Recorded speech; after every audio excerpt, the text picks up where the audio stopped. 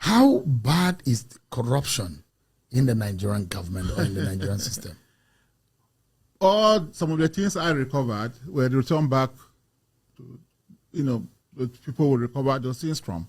For instance, there was this case of somebody will recover 80 S-Class Mercedes-Benz car, brand new, houses, farms, motorcycles, and so forth. In a house in Jabi, under information, we got intelligence, and we went there, we saw all those things.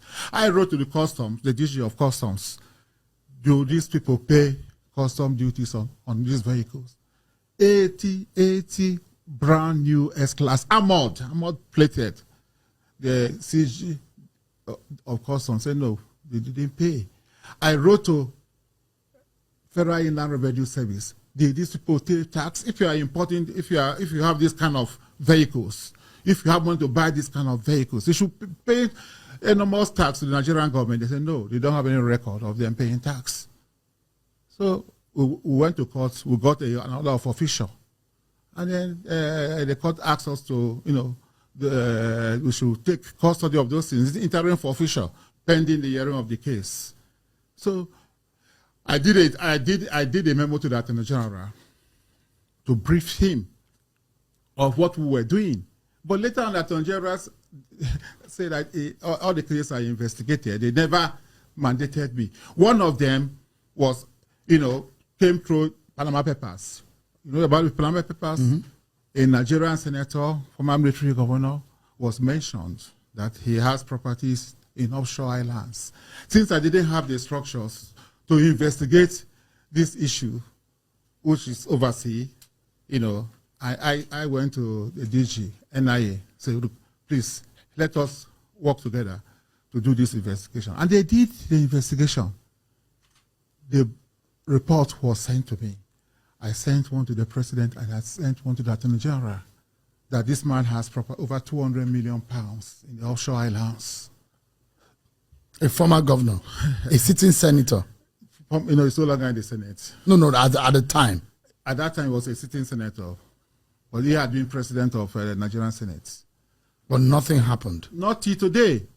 What of the $69 billion?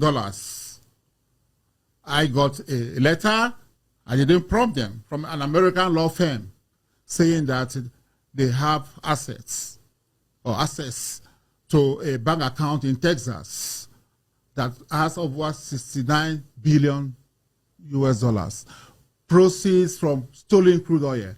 And the 9 billion, 69, the proceeds from the crude oil is 60 billion. The 9 billion is, they mentioned the name, Patrick Aziza, who was National Security Advisor.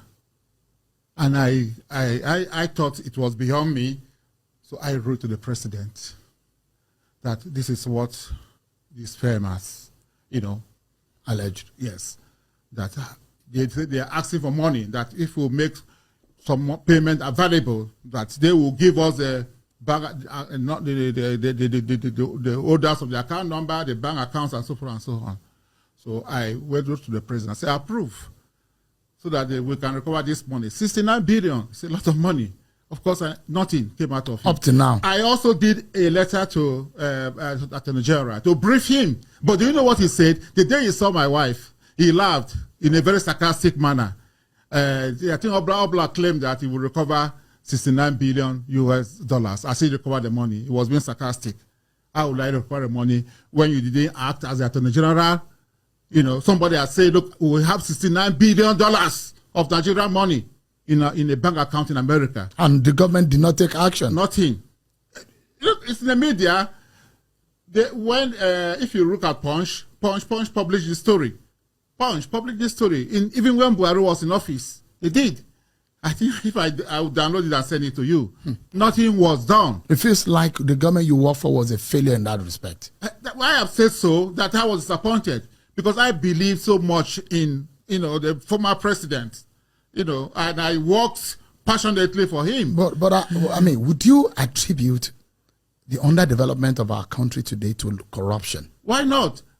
Look, if you can, somebody can take $69 billion out of Nigeria. If we have $69 billion, our universities will change. our protagonists, our secondary schools. We have water.